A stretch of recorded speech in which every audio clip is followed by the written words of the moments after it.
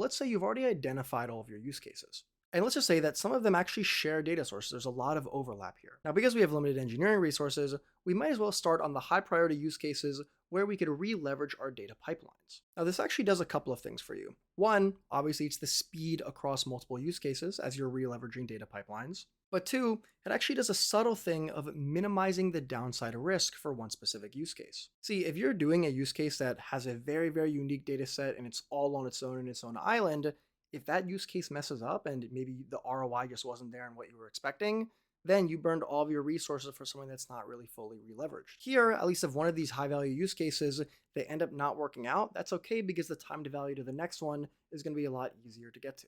Now, one aspect on scoping is every company is very, very different. For instance, some companies might have a large data lake from a previous digital transformation investment. So you might be able to leverage that, but maybe some of the data isn't there. So you have to wait for migration or something along these lines. Or maybe this is your first AI use case and you just need something quick to have a quick win inside the company. Then you might just not even build a full pipeline and just get a simple extract going. Now, each company has its own unique circumstances, and we obviously can't cover all of that in this video.